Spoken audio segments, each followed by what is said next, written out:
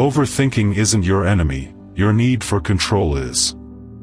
Have you ever caught yourself rereading the same text thread like it's evidence in a courtroom, trying to prove you didn't say the wrong thing? Or lying in bed at 2:17 a.m., replaying a conversation that ended hours ago, as if one more replay will finally change the ending? Here's the uncomfortable truth. In today's world, overthinking isn't just anxiety. It's a business model. The outrage cycles, the perfect lives, the urgent headlines. A social game where everyone performs confidence, while quietly doubting themselves behind the screen. And the moment you start spiraling, the system wins. Because a mind that's busy panicking is a mind that can be steered. In this video, you'll learn a Stoic sequence that can silence overthinking fast. Not by positive thinking, but by reclaiming authority over your attention. And near the end, I'll show you the one mistake most people make. The mistake that keeps them trapped in worry even after they know Stoicism. Welcome to StoicCraft. No motivational noise. No fake calm. Just ancient discipline for a modern, chaotic world. Now, let's start where the Stoics start, with the truth. Overthinking is not the sign of a weak mind. It's the sign of a powerful mind that has turned against itself. You replay conversations that already ended. You imagine futures that haven't arrived. You fear outcomes that may never exist. And slowly, without realizing it, your mind becomes a prison, built from thoughts instead of walls. The Stoics understood this long before psychology gave it a label. Marcus Aurelius wrote about it while ruling an empire, with wars on the border and betrayal in the Senate. Epictetus taught it to people who had nothing to their name, and still refused to be owned by their own thoughts. Seneca warned about it while surrounded by wealth, status, and political danger. The exact kind of environment that makes a person pretend they're fine, while dying inside. Different lives. Same human problem. They all pointed to one ancient rule. Your mind suffers the moment it tries to control what it cannot command. That's the root. Most people treat overthinking like a personal flaw. Something to fight, suppress, or feel ashamed of. But the Stoics would say, it's not weakness. It's misdirected strength. You overthink because your mind is highly alert. It scans for danger, mistakes, and future pain. Psychologically, that's your survival system at work. It's trying to protect you by preparing for every possible outcome. But the moment your mind starts preparing for things it cannot influence, it turns from protector to tormentor. And this is where modern life gets cruel. Because there are people, systems, cultures that benefit when you confuse concern with control. Machiavelli would call it what it is, a theater. A stage full of smiles and handshakes, while the real power moves quietly in the back room. If you can be kept reactive, insecure, and exhausted, you will chase approval, chase certainty, chase closure, and never notice you're being played. Stoicism doesn't comfort you out of that trap. It wakes you up. So here are the Stoic laws, practical, sharp, and usable, to silence overthinking at the root. Law 1. Separate concern from control. Epictetus taught a simple line of defense. Some things are up to you. Some things are not. That's not philosophy. That's a filter. You can be concerned about your reputation, but you cannot command what people think. You can care about your relationship, but you cannot force another person to communicate clearly. You can want a peaceful workplace, But you cannot control a boss's mood, or a coworker's ego. Overthinking begins when your mind treats concern like a steering wheel. So do this, right now, in one breath. Name the worry. Then ask, is this inside my control? If the answer is no, your job is not to solve it. Your job is to stop feeding it. That single question pulls you out of the spiral, because it shifts you from panic to authority. You stop blaming yourself and start reclaiming your attention. And from that position, real freedom begins. Law 2.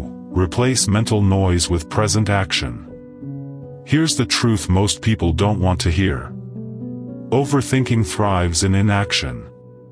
When the mind has no clear task, it turns inward and starts circling the same thoughts again and again. This is not because you're lazy or undisciplined. It's because the mind was designed to solve problems through movement, not through endless reflection. Marcus Aurelius didn't sit in silence waiting for clarity to arrive. He ruled, judged, wrote, traveled, and faced war, while carrying fear, loss, and uncertainty like everyone else. His peace did not come from perfect thinking. It came from right action taken in imperfect conditions. Overthinking is the mind asking questions it cannot answer yet. What if I fail? What if I choose wrong? What if this doesn't work? Those questions have no resolution in the abstract. The brain keeps replaying them because it wants certainty before movement. But Stoicism teaches a radical truth. Clarity follows action. It does not precede it. So give your mind a job. Not a 5-year plan. Not a life redesign. One next action. Write the email. Take the walk. Make the call. Open the document. Clean the desk. Set the timer for 10 minutes and start. Action lives only in the present.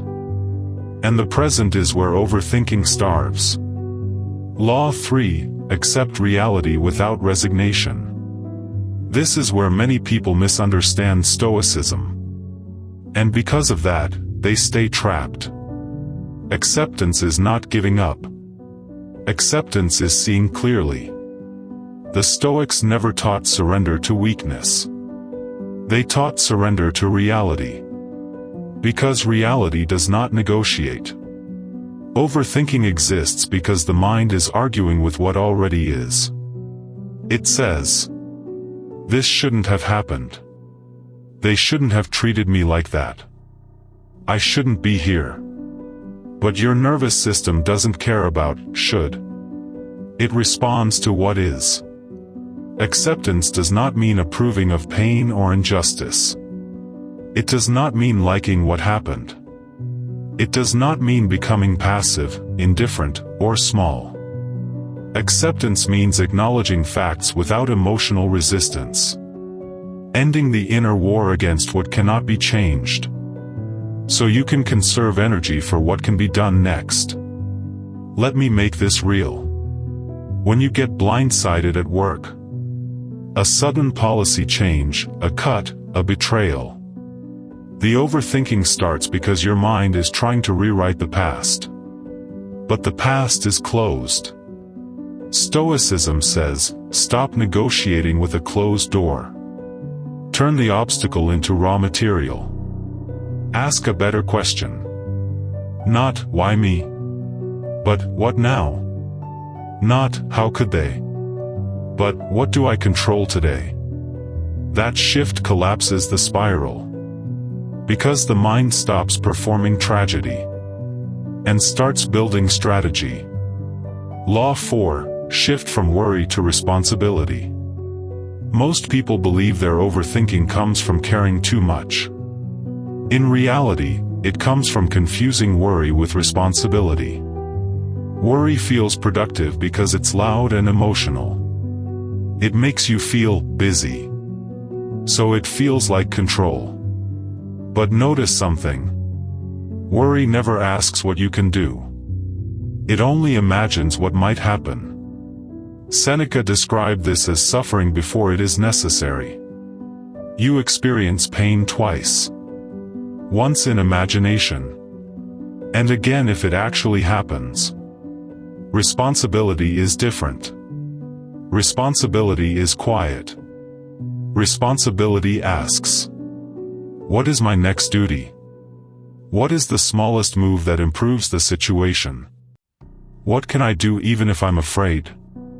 When you adopt responsibility, the mind no longer needs to spin endlessly.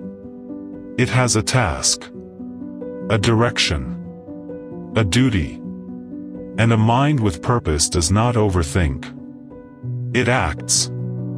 Now, here's the mistake that keeps people stuck. They try to silence overthinking by arguing with it. They debate every thought. They chase the perfect explanation. They look for the right feeling before they move. But overthinking is not impressed by arguments. It is fed by attention. So instead of debating the thought, reassign the mind. Control action. Worry duty. Resistance acceptance.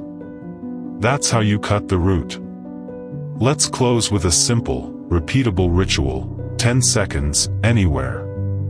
1. Name it, this is uncertainty. 2. Sort it, control or no control. 3. Command it, one next action. Do that consistently, and something changes. You stop living inside your head. You start living inside your life. And you'll notice something else too. When you become calmer, clearer, harder to manipulate, the fake games around you lose their power. That's the quiet advantage.